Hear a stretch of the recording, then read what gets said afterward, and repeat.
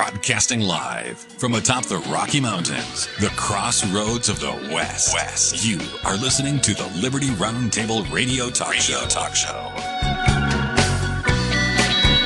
Happy to have you along, my fellow Americans. Federal government funding stays Joe Biden-esque. Journalists are getting attacked by the mob thugs. Tom Holman provides an update.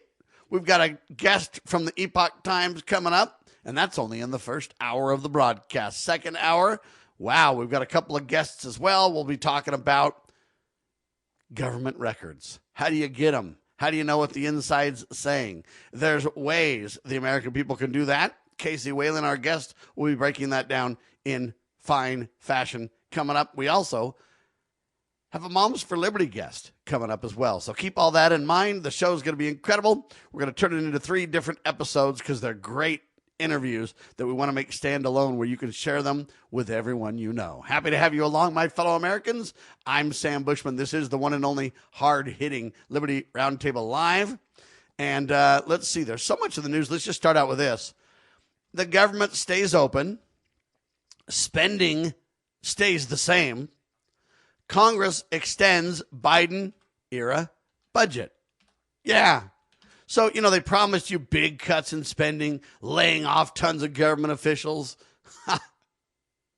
It's a clown show, people. None of that happened. All they did was kick the can down the road a couple of months into Trump's second administration, and now they kick the can down the road again.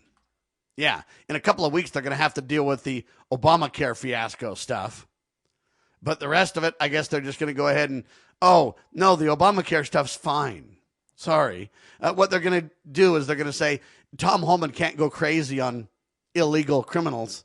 No, we're going to have to back that off. So the battle's on. The clown show rages on. Nothing is being done for the American people. Meanwhile, Congress did not reduce federal spending. Instead, lawmakers passed short-term funding measures that keep government agencies operating literally at largely Biden spending era levels. While Republicans avoided a shutdown, they did so by extending existing budgets rather than cutting them, effectively postponing the spending fight and literally kicking the can down the road. No doubt, literal fiscal decisions just being ignored and set aside because they can't deal with it. Congress used continuing resolutions, CRS, to fund the government. They don't cut spending. They mostly freeze spending at prior levels. That means Biden-approved spending era continues. Promised spending reductions were delayed, not delivered. And when we say delayed, remember they've delayed literally over the last many years 50 plus times. They're not cutting anything. They don't have the guts. They're not even putting it on the table anymore. They're just going, we can't shut down government, therefore we continue. Structural drivers of federal spending, entitlements, interest on the debt, none of that was even touched, folks. The real budget fight was postponed to a, quote, future deadline. When is that? Well, it's a couple of weeks when it comes to ICE. Who knows what it means for Obamacare? Nobody really got to read all the bills and all that, because remember, it went from the House to the Senate, then the Senate tweaked it, and then it went back to the House. Now it's going to Donald. We don't even really know what's in this thing yet. That's the problem. It's a disgrace, ladies and gentlemen. It's an absolute disgrace. Government stays open. Spending stays Biden era. Nobody did anything. They didn't do anything. Mike Johnson literally passed Joe Biden's spending. And you can't say it's Joe anymore. You got to say it's Donald. You got to say it's Joaquin Jeffries. You got to say it's Mike Johnson and company. They're the ones in charge. You got to say it's Congress. They're the ones that voted over and over. So we did the big, beautiful bill last year, spent us into oblivion. The big, beautiful bill did some tax cuts and did some good things. But for the most part, it kept Joe Biden's spending era in place. They said, we need time. We got to work on it, Sam. We got to What about Doge? They didn't apply any of that, really. Now they've kicked the can down the road again. You can't blame Joe Biden anymore. We've had 4 years of Donald, 4 years of Biden, 1 year of Donald. So now we're 5 years of Donald, 4 years of Biden. And spending is going through the roof under every administration. It just goes up and up and up and up. And now we need more money because we're in military conflicts all around the world. It's not getting better. The real budget fight was postponed to a future deadline. I need to add a future unknown deadline, right? I mean, that's the bottom line, right? A future unknown deadline. You say, what do you mean, Sam? 2 weeks or something like that, 3 weeks for the ICE stuff. The rest of it got kicked down the can till September, down the road till September. The problem with that is that's right before the elections, people, the midterms. What do you think they're going to do then? Why would they wait until the midterms to deal with that fight if they're not very careful? I know they're hoping they can get the upper hand on the Democrats and they can make the Democrats look foolish come September right before the elections. But I'm telling you, it can go either way with a drop of a hat. Who gets the blame? It's not a good strategy. What they need to do is take care of business right now, but they failed. Had they taken care of business, then they'd have a whole runway of pre-election discussions with the American people about, look what we've accomplished. We've reduced spending here. We've streamlined this. We've lowered your taxes there. We've accomplished, we've finished, they could use all that language. Right now, what they say is, what you have to really admit is they've kept the Biden era budget rolling. And they haven't really cut much expenditures at all. And they certainly haven't reset this discussion for lower expenditures.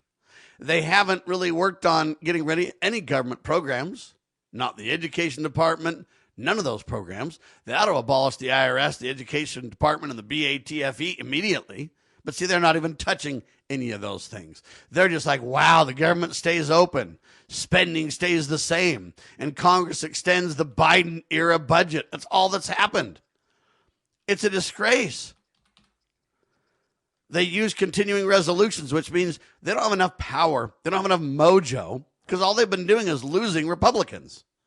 You know, Donald went ham on, what's her name? Green. She's gone. Somebody died. You know, this happened, that happened. People are just, decided what? We want our margin to be so razor thin that we can't get anything done? Biden approved spending levels continue. Promised spending was delayed, not delivered. I don't even know what to think about this.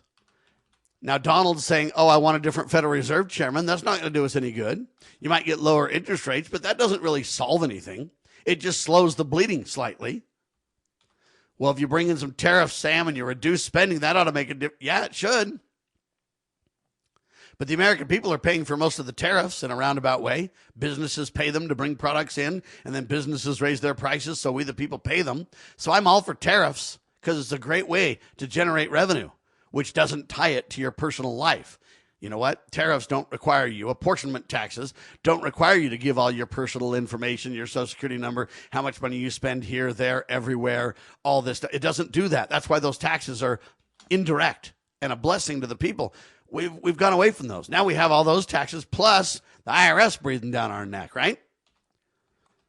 Yeah, it's February the 4th, March, April. You got a couple of months and boom, tax day comes, right? Disaster. Biden approved spending levels continue. The real budget fight was postponed to an unknown deadline. I mean, that's really the bottom line with this thing. It is a disgrace. I don't even know how to respond to it, really, other than that. All right, journalists got attacked. This was no fun at all. Journalists got attacked. Equipment was destroyed. Police stand down in Los Angeles mob assault. This is strange, folks. You know, these protesters, they say they're peaceful protesters. They're lying to you. And I've shown you videos of these people getting hostile. I showed you where this guy that got killed, Alex Pretty or whatever, he was hostile and dropping F-bombs everywhere and just raging and seething with hate. And then he smashed or kicked the tail lights of the vehicle and destroyed property and everything else. And that doesn't mean he should have been killed. I'm not saying that. I'm just saying these guys are crazy. And I don't blame Tom Holman and those guys for trying to step it up. The problem is both sides are too aggressive. Okay? Tom Holman's trying to dial it back. We'll get to that in a little bit. But the violent mob targeted and attacked journalists outside of the Los Angeles Metropolitan Detention Center on January 31st, a couple of days ago, right? Destroying broadcast equipment, cutting cable, and everything else. Well, the bottom line is they thought it was Fox News, but it wasn't. It was just a Fox affiliate. We're going to show this to you, talk to you about it. They are out of control, folks. You got to get the real news. Liberty Roundtable live. Cybercrime is exploding. Take Sarah from Sweet Delights, whose world crumbled after having to close with not being able to bounce back.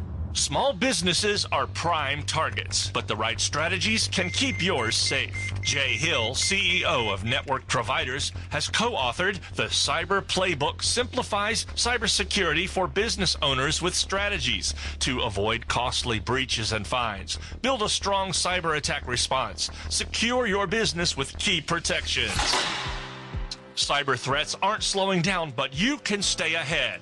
Protect your business. Ensure its security for tomorrow. Get the Cyber Playbook today at networkprovidersinc.com/cyber-playbook or call 385-446-5500 now.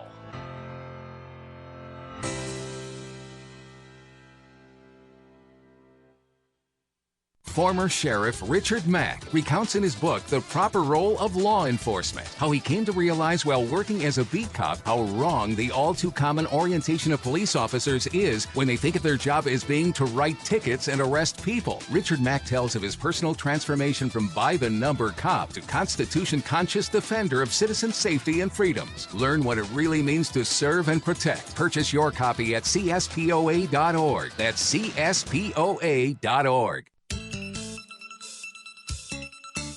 Get ready to be part of something incredible. We're breaking barriers and delivering the powerful stories that mainstream media won't touch. Your support is what fuels our mission to revolutionize journalism and bring you the truth. Join our passionate community of changemakers by donating at libertynewsradio.com today. Together, we're creating the future of news.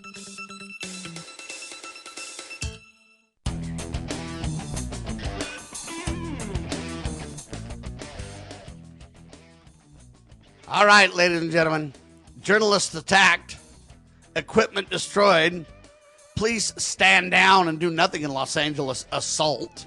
The violent mob targeted and attacked journalists, destroying broadcast equipment and eventually cutting cables while reporters were just trying to do their job. The victims were a local Fox affiliate, wrongly accused of representing Fox News. This is the problem, see? A Fox affiliate doesn't represent Fox News. They just carry Fox programming, right? So, for example, on Loving Liberty Network, we carry the Charlie Kirk Show, the Larry Elder Show, the Mike Gallagher Show. We're affiliates of Salem Media in that example, but we're not Salem Media. So the victims were local Fox affiliates. Riot police were there, fully equipped with batons, helmets, BB guns. But they didn't intervene. They just stood down and did nothing. We've got a growing crisis, folks, going on. Watch this footage. Check this out.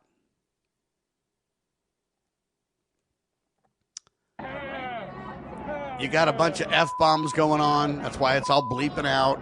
You got these people literally harassing these journalists. Okay? They eventually cut cords, destroy equipment, and all this kind of stuff. Folks, the incident underscores a growing crisis where literally political mobs don't have the facts, intimidate the press, no consequences. Police decline to do anything about it, which makes it much, much worse. The incident highlights a widening breakdown of civil discourse, press safety, and public respect for the press and for law enforcement not to mention nonviolent engagement. These people are violent. They're hostile. Why are they doing this, and why are they not getting arrested is my question. Think about that. Why are these people not getting arrested? Why are the cops just kind of standing down and doing nothing? I'm going to tell you why. Because they've been told by their superiors, let it go. Don't do anything. But when you do that all over the country, folks, you engender the very actions that they say they don't want. They say they want peaceful, kind protests. They say they want peace in the streets. But when you literally allow journalists to get attacked, I don't care if it's a journalist or just an average American bystander, you can't let anybody get attacked or assaulted. You can't let any private property get destroyed. Cutting cords, okay, destroying equipment. Okay, you can't allow that to occur, folks. It's insane. I don't know why they're doing that at all. But this is what we see. Go ahead and you can stop that now. I'm providing a civility effort, right? I'm trying to focus on civility. I'm trying to get people to back off and stand down and be kind. And while I'm doing that, these guys are rioting in the streets and getting away with it. No wonder it's getting worse, not better. No wonder it's continuing in the streets of America, all over the country. Los Angeles, happened in Seattle, last year or two. Can't remember. Time flies, right? A little bit ago in Chaz. It's now happening in Philadelphia. It's happening in Minnesota. It's happening in New York and other places, and New Jersey. And it's going on. It's crazy. Now, Tom Holman was brought into Minnesota to try to calm things down a little bit, and I think he is bringing ideas to the table and calming things down. Tom Holman provided an update on Minneapolis, and here's what he had to say.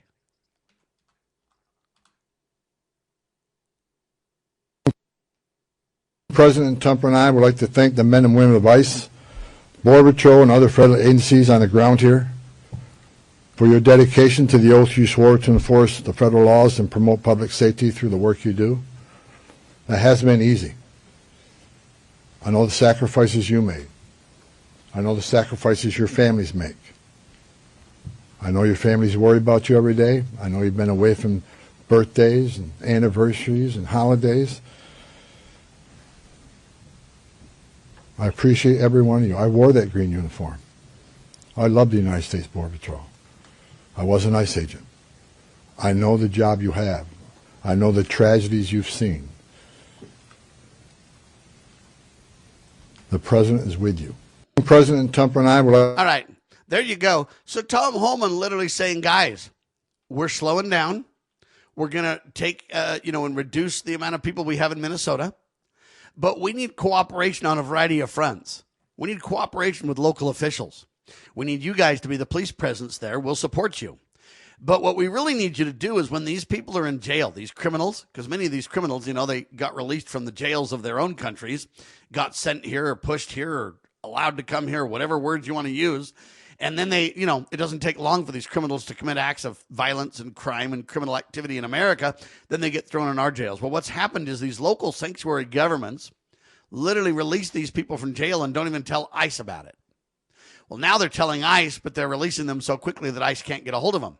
Then what ICE has to do is run out into the streets and try to arrest these criminals in a very dangerous, hostile, as you can see from the video, environments.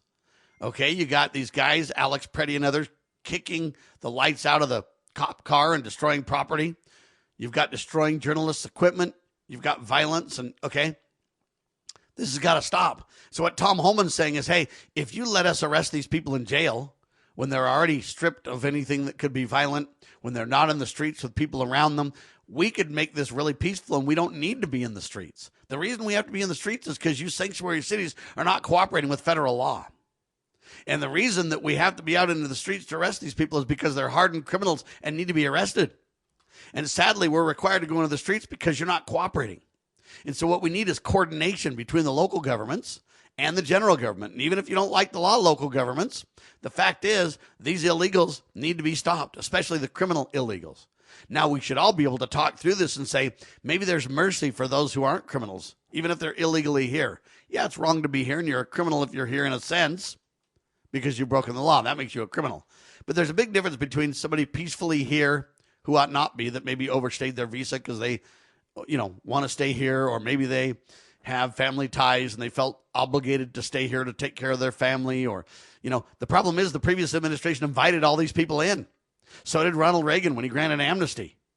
Okay? So we've got a big problem that's got years in the making, and we cannot solve it overnight. But the best way we solve it is we uphold the law. And if we have a problem with the laws, don't point at Tom Holman and say he's a bad guy. Go look at Congress. Remember, those are the ones that told you they would make such a difference if we just allowed the Republicans to take the helm, take the reins. Yes, they would go ahead and get rid of the Obama spending us into oblivion, and they'd stop all that and change all that. No, the government stays open. Spending stays the same. Congress extends Biden-era budget. Wow, that's all they've done. Okay? But you know what? We don't need to be attacking journalists. We don't need to be attacking people. They said it was mistaken. They thought it was a Fox News group. It was really just a local Fox affiliate. But I don't care if it's a Fox News group or not. You don't have the right to assault these people or hostilely destroy their equipment or anything like that. Tom Holman's right. So we got to work on the jails. We got to work on local cooperation. I don't know why these cities are defending criminals. You say, Sam, because Donald and Tom Holman, they're going so hard, they're just taking innocent, good people off the streets. Well, if you would help them stop the criminals and point to who the real bad guys are, then it might make it easier for them to only take the bad guys off the streets. But you don't give them that chance because you release them from jail. Therefore, they have to go into very dangerous situations to get these people. Okay, what we have is law and order breakdown. Okay, we have a growing crisis where political mobs pretend they're peacefully demonstrating and protesting. It's a lie. They're not peaceful assemblies, which is what the Constitution and the First Amendment calls for. They are political mobs intimidating the press and ICE agents without consequence. Law enforcement selectively declines to enforce the law. That, my brothers and sisters, is what the problem is. Now, you can say, well, there's rights on both sides. Both sides are extreme. I agree. But Tom Holman and company have to be extreme because that's the only way they can get criminals out of our streets, out of our society. And why are citizens like Alex Preddy and others, why are they even there? Well, they're trying to defend what? Illegals? Well, they're trying to protect innocent people that don't mean any harm. Fine. How do you separate the innocent people from the criminals? If the local governments, if the local police used community policing and let the American people be the eyes and ears and made friends with them, then you would have the eyes and ears supporting the police. Right now, what you have is the eyes and the ears supporting criminal activity, supporting illegal activity, and against the rule of law in America and against the police. So the local police stand down or do nothing, then Tom Holman and company are left with all the difficult choices. How do they preserve their own lives, but yet at the same time uphold the law? How do they do that? So Tom Holman providing an update peacefully saying, look, there's ways we can work together. We need to work together. The sooner we work together, the better.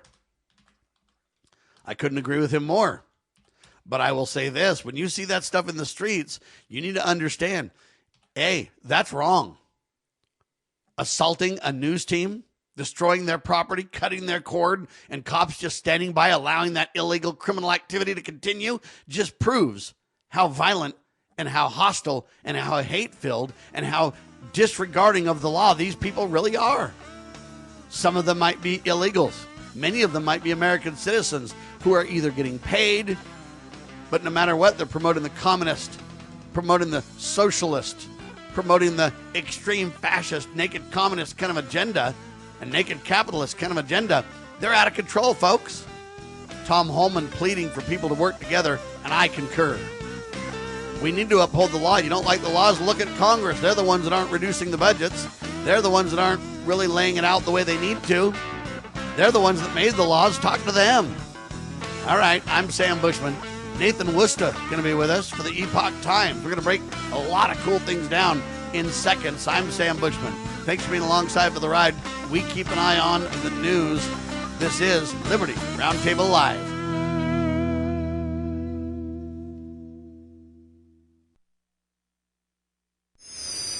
How would you like to help this program reach more people and earn silver at the same time? Call or text 801-669-2211 for complete details. Breaking news this hour from Town Hall. I'm Rich Thomason. Melting some of the ice in Minnesota. I have announced effective immediately. We will draw down 700 people effective today. 700 law enforcement personnel. Trump Borders Czar Tom Holman says the move comes after state and local authorities agreed to cooperate with the feds by turning over illegals who had been arrested for various crimes. Federal judge in Portland, Oregon is tying the hands of federal agents by blocking them from deploying tear gas against anti-ICE rioters. Latest government shutdown is over. Federal agencies funded through September, except for the Department of Homeland Security, gets just 2 weeks of funding while lawmakers debate ICE reforms. House Speaker Mike Johnson says the agency's work is crucial to public safety. We make the plea and the demand that the governors and the mayors in these blue states and blue cities participate with federal law enforcement so that we have a safer environment in which to enforce federal immigration laws. Very, very important, and it's something the American people demand and deserve. We'll go forward now. We think the next 2 weeks will be critical, but I hope that they will not keep that funding in suspense because it's too important to the American people. The Clintons have finalized their agreement to testify in the House Jeffrey Epstein investigation. Facing the threat of a contempt charge, former President Bill Clinton and former Secretary of State Hillary Clinton reversed course and said they would testify before the House Oversight Committee later this month. Hillary Clinton will testify on February 26th, and Bill Clinton will appear the next day. It will mark the first time that lawmakers have compelled a former president to testify. Both Clintons have said they had no knowledge that Epstein was sexually abusing underage girls. Greg Clugston, Washington. It's a mixed picture on Wall Street, with the Dow trading about 84 points higher, while the Nasdaq is down 195. More on these stories at townhall.com. Wesley Financial Group is not a law firm. Ask yourself this question. Is it really worth holding on to that timeshare that you know you need to get rid of? Here's the truth. The average maintenance fee just went up over 17%. That could have been 117%, and there's nothing you can do about it. When you buy a timeshare, you give them a blank check for annual maintenance and assessment fees. I'm Chuck McDowell, founder of Wesley Financial Group. For 15 years, I've helped over 50,000 families cancel their timeshare. Not sell it, not transfer it, cancel it. Did you buy a timeshare because they told you it was a great investment and your maintenance fees would never go up? That's a lie. Are you ready to get rid of your timeshare once and for all? Simply call us and I'll send you our timeshare exit kit that explains all your options for cancellation. Call Wesley now for your timeshare exit kit. 800-366-6161. That's 800-366-6161. 800-366-6161. Do you know what is great about America? Ask an Immigrant. Ask an Immigrant is a new podcast dedicated to helping Americans, especially our youth, value, appreciate, and be grateful for the freedoms we have here in America. Join host Lydia Wallace-Nuttall as she interviews immigrants from around the world to discover their inspiring personal stories about why they came to America. To learn more about why America is the most prosperous, greatest country in the world, download the Loving Liberty app or go to lovingliberty.net.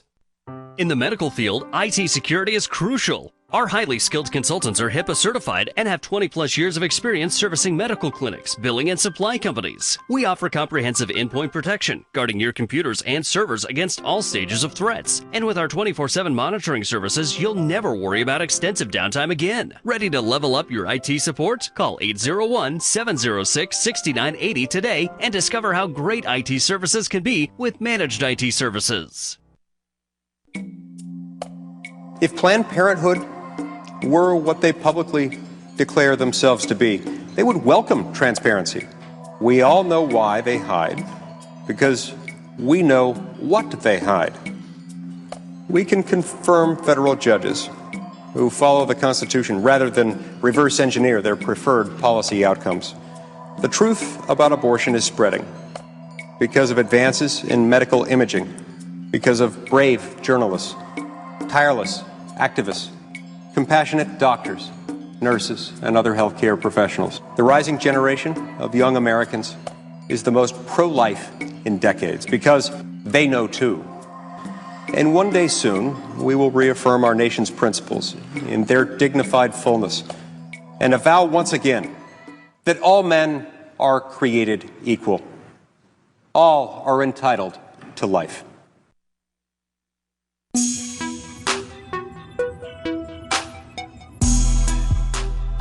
So sadly, ladies and gentlemen, Tom Holman and company have their hands full. Why? Because they not only have to go against the criminals, they have to go against American citizens that are absolutely deceived in carrying the ball for criminals. They also have to then fight with the local cops who either, one, refuse to help, number two, oftentimes even get in the way, and number three, selectively enforce laws so that, hey, private property gets destroyed.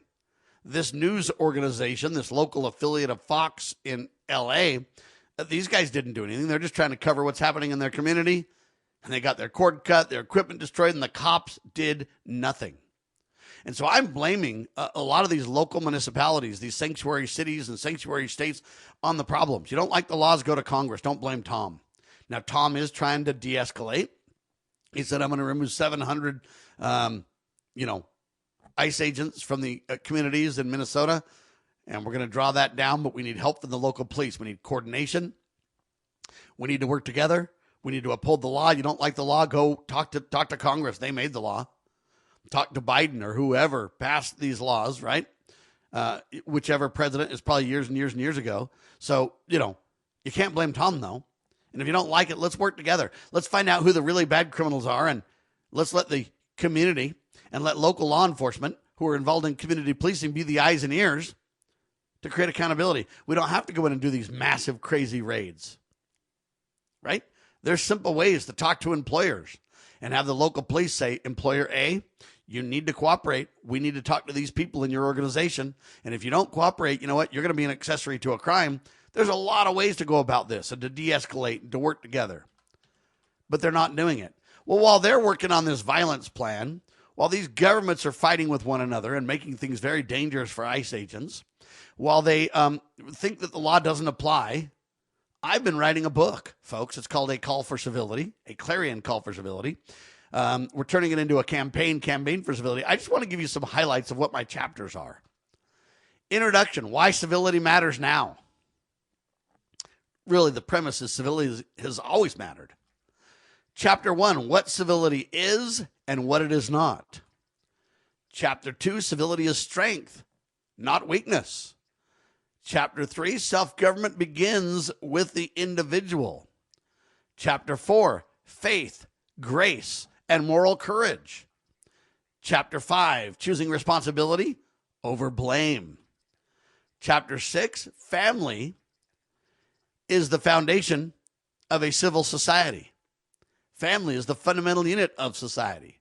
And society only will do as well as the families that make up that society do. The family does bad, society is downstream and will do horrible as well.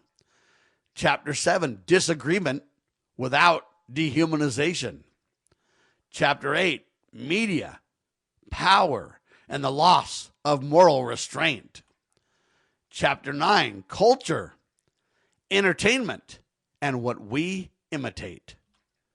10, the cost of incivility. You're watching it play out on your TV screens, folks. Violence and destruction and mistrust, destruction of property, harm to people, all under the guise or under the lie of you have the right to peacefully protest. When you violate property, when you assault people, when you destroy equipment, that is the cost of incivility, folks. That is not a peaceful assembly, as the First Amendment affords, calls for, provides. Chapter 11, restoring trust in communities. That's what I'm working on right here, saying we got to listen to Tom Holman. We got to work. We got to coordinate. We got to uphold the law. If we don't like the law, let's talk to Congress, where the real discussions belong. After all, they're the lawmaking body that can change the law. And if the Democrats feel like, hey, we're going to uphold this spending bill till I don't think they ought to hold it hostage. I think they ought to go ahead and agree to a time and work on it. Maybe there are solutions that people can all agree to. Anyway, we need to restore trust in communities. Chapter 12, a call to act, not just to agree. We're not saying you got to agree with everybody. Civility doesn't mean you always agree. It's how you disagree.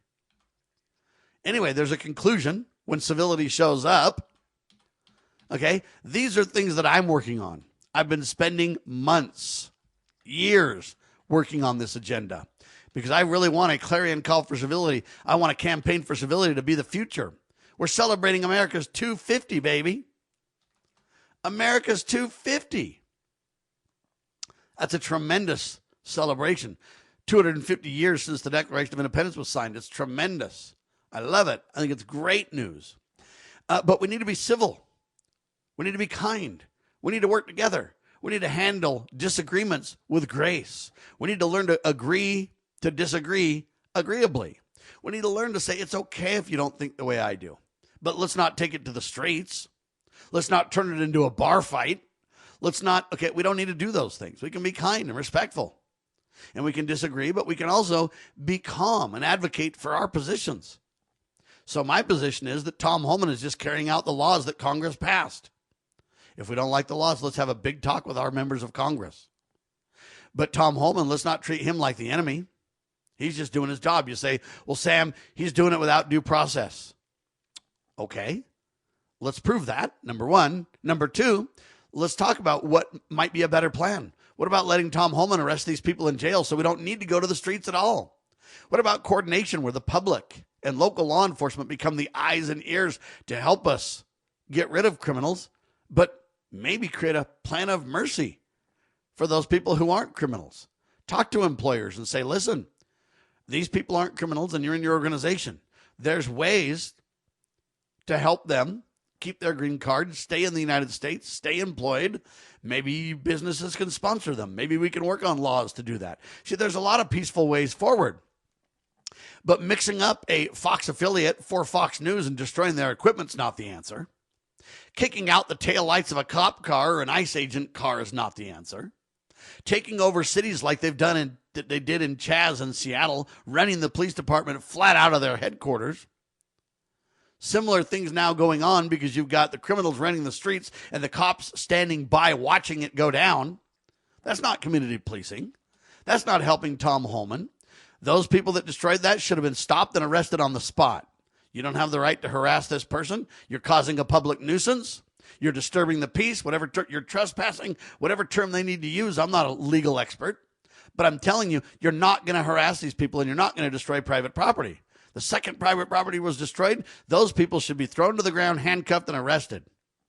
Not because I want people to be treated violently, but because if you do that, you're sending a clear message. Do not disobey the law on our streets. We will not tolerate that in our community. We are the law enforcement body here, and we are going to keep order. It is all about law and order. It all is about behaving appropriately. And if these people were self-governed, that's the whole point of my book. Civility and self-government is pretty synonymous in its reality. We wouldn't be having these problems in the first place, right? They wouldn't be an issue at all. And so that's kind of the discussion points that we're having here, is that we have got to realize, don't blame it on Tom because Congress passed laws. Blame it on Congress. Don't blame it on local law enforcement and defend them going against Tom Holman. What you've got is a government breakdown, a battle for power supremacy. It isn't a battle for power supremacy. The sheriff is not against the president. Local law enforcement shouldn't be against ICE. They should be on the same team and they should say, hey, what are the laws? Let's work to obey those laws. If there's laws that are problematic, let's bring them to the American people so that we can educate and discuss. And then let's go and put together a plan. See, most people can complain about immigration, but they don't have anything, a leg to stand on. I actually wrote an immigration plan. You can say, well, Sam, your plan isn't law. Your plan's nothing. That's just your opinion. You're right. Exactly right. But in my opinion, that's where it starts in America, is good people bring ideas to the table. We discuss and vet those ideas. We help those ideas and those frameworks mature and grow. For example, I don't know the current laws well enough. I'm not an attorney, but you could take my justice and mercy plan and hold criminals completely responsible, the justice plan, and then you could have mercy for a lot of them. And we would basically get the American people, if we used community policing, the American people could be the eyes and ears and actually help. You say, Sam, these people won't help. I know, and that's the problem. When does your self-government interfere with the law? When does your self-government create violence and create the destruction of property? When does your supposed peaceful assembly turn into a riotous protest? You know, when you're Alex, I don't think he should be dead over this. I think we should have had some restraint. Oh, civility requires a lot of restraint, doesn't it? So I don't think Alex should be dead. I think he should be arrested, though. You don't have the right 11 days before his killing. And you don't have the right to kick the back of a police car or the ICE car, agent's car, and destroy private property, smash out the lights. You don't have the right to do those things. And when the cops stand idly by, they're not involved in community policing. They're involved in aiding and abetting the criminals, in my opinion. And that's my opinion to which I'm entitled. You may or may not agree. But this is the point. In America, we should all be able to express our views. And then we should be kind enough to learn to listen. And if people have good ideas, we should talk about them. We shouldn't pick political sides or partisan politics. We should say what's best for America. What's best for the future of our country? What's best for the next generation? That's what we're talking about, right? All right, I'm Sam Bushman. Hang tight. Liberty Roundtable live.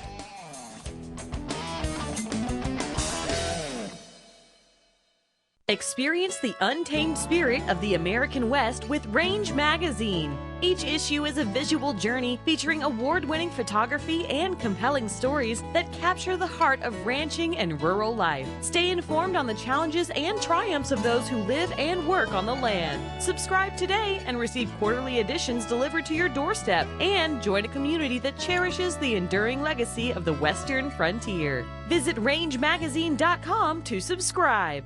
Are you ready to stand up for your community and support your local sheriff? Join the Constitutional Sheriffs and Peace Officers Association and become a vital member of the Sheriff's Citizens Posse. At cspoa.org, we empower citizens like you through weekly webinars, arming you with the knowledge to back your constitutional county sheriff. Together, we can uphold our Constitution and ensure liberty and justice for all. Your community needs you now more than ever. As a parent, is receiving a faith-based, character-focused education for your children difficult to find? Do you believe that godly principles should be a central component in your child's education? Imagine a school where faith and integrity are at its center, where heritage and responsibility instill character. For over 40 years, American Heritage School has been educating both hearts and minds, bringing out academic excellence. This is the school where character and embracing the providence of a living God are fundamental, where students' national test scores average near the 90th percentile. With American Heritage School's Advanced Distance Education Program, distance is no longer an issue. With an accredited LDS-oriented curriculum from kindergarten through 12th grade, your children can attend from anywhere in the world. American Heritage School will prepare your child for more than a job. It will prepare them for life. To learn more, visit american-heritage.org. That's american-heritage.org.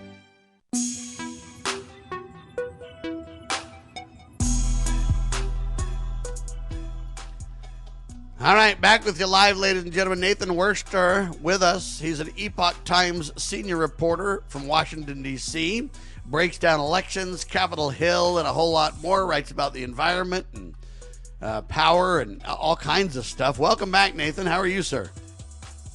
Glad to be here, Sam. I'm doing good. It's a busy week on the Hill and going to get busy again in about 10 days. Tell me about the busy week on the Hill, because what they really did, is my mind, is they kept government open, but sadly, as far as I can tell, spending stays the same. Congress extends the Biden-era budget. Okay, they didn't really change a whole lot, as far as I can tell. They just kicked the can again. Is that a fair assumption or no? Well, it depends on what component of the appropriations you're talking about. So for a little bit of context, the House passed the 6 remaining appropriations bills. That was ahead of the late January deadline. But then in the Senate, after the shooting involving Freddie in Minneapolis, there was a big to-do. The Democrats would not approve the DHS bill, and so ultimately they made this deal, 5 out of those 6 appropriations bills, plus a DHS continuing resolution, stopgap funding, sent that back to the House, and eventually they were able to get that passed, though with a fair amount of drama. Ultimately, the rule, which contained that deal, along with some other measures, that did end up very narrowly passing. But then on the final passage, again, we had a very tight margin. You had Democrats and Republicans crossing the aisle against or for the measure. And now we are at the stage of being able to say, okay, there is Biden-level funding for DHS, but it's only going to last until February 13th, when they would have to come up with some sort of deal to either extend another CR, continue that, have some sort of new DHS appropriations bill that can get through both the Senate and the House, or we're going to just see funding for that shut down. All right. What about all the other items, though? They all go through September. Is that right?